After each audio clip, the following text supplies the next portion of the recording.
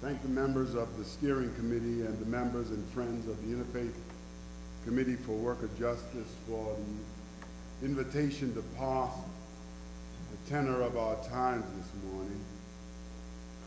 Their request has forced me to think and attempt to speak clearly about matters for which I have preferred to rant reactively about for some time. It is so easy to rage against the systemic injustices which seem to sustain this latent Slavocracy, but so much more cathartic and useful to think through one's anger to arrive at some cogent thoughts about things. I am not at this moment angry, and nor do I feel any rage rising in these moments, but I'm not yet quite convinced I have completely thought through these thoughts I wish to share. So in these few seconds, these few moments we will spend together, I hope to present something between the rant of a raging man and a clearly communicated, cogent commentary on our present socio-economic paradox. Let me first comment on our context. The planet around us is reeling. Species extinction is exponential. Tropical forests are ravaged in 1,000-mile swaths. Glacial retreat is alarming. And even flat earthers are warming to the cold chill of climate change. Recent outbreaks of the swine flu carry with them whispers of a pandemic. The economic implosion brought to us by the avarice, greed, and inhumanity of the Wall Street wealthy like Timothy Geithner, Bernard Madoff, and Ben Bernanke threaten not just the living but the lives of millions of working class people. American municipalities are bankrupt. In our own city, public schools are understaffed, ill-kept, and unable to prepare our children for the future. California public schools, once rated among the top 3 in the nation, are now ranked 48th. The Port of Oakland, thoroughly disappointing us, still dragging its feet, still unresponsive to our pleas and our pressure, as we try to move toward a safe and clean, sustainable environment.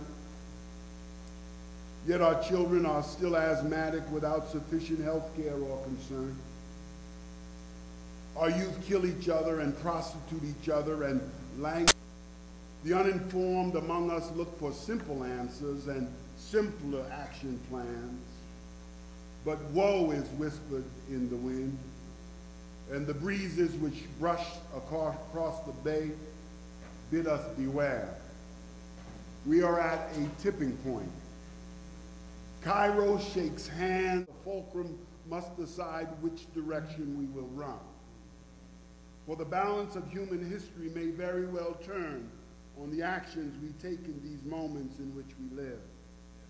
Yes, there is hope in the White House, but without an energized and active population pushing all of Washington toward peace and justice, he too will fail. This is our context. But there is a problem. There is a problem with how we read our context and our reaction to it.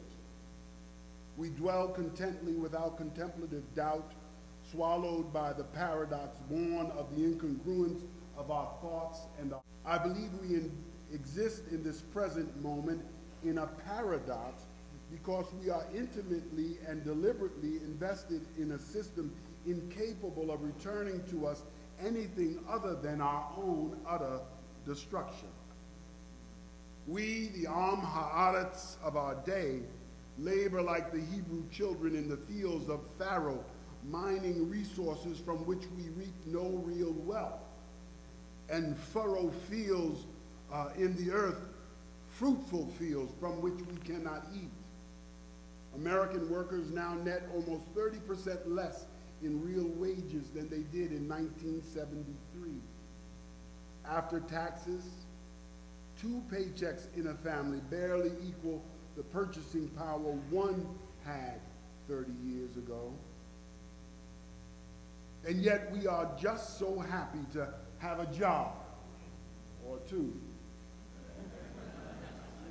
or 3 in our family, that we pay no attention to the hole that sinks us deeper and deeper into debt and poverty. We are so busy tending to the business of grabbing the few pieces of pseudo-prosperity that are left, we have forgotten our responsibilities to each other and barely notice as our neighbors' children fall into despair, and notice but do nothing redemptive as our own children languish in licentiousness. The problem for the last 8 years has been that we, the people, were ruled by a government indifferent to the concerns of the poor and middle class, and hell-bent on winning class warfare. But if the truth be told, for the past 30 years, beginning with Ronald Reagan's union-busting binge, there has existed in America a general political apathy to the need for a healthy working class. Now we are left with a Rust Belt cancer spreading through the economic heart of our nation. But the problem is not just that we do not have jobs in America. The problem is not just that billionaire bankers are bailed out of their bad debts with poor people's money. The problem is not just that we do not have health care in America, or better schools, or safer cities, or less pothole streets. These are symptoms of a greater problem. The problem in America and in our city is the idea which gives birth and life to the problems we, the people, must struggle with every day. The greater problem in our midst is that we have purchased a belief bereft of substance or demonstrable efficacy. The problem in America is that we have accepted an economic system in lieu of a cultural contract. The challenge we face is the fact that capitalism has been substituted for culture, and we stand alone feeding the one-armed bandits, wondering why we can never win. We, the people, stand in soup lines to get scratchers in hopes of new homes and full bellies, wondering why we never get our piece of the pie. But capitalism is an economic system which commodifies the planet in order to extract wealth to the benefit of a few and the impoverishment of the many. Capitalism is an economic system which, like the machines in the Matrix, live off our ignorance and our complicity. The idea of capitalism has long outlived its anticipatory benefits. Capitalism can be seen for the ravage that it is, and has always been, and will always be. Unrestrained capitalism is an idea whose time has passed, and the planet, as well as the people who populate it, can no longer bear the weight of its encumbrance. Economics, Echad Yahi, Ama Yukai.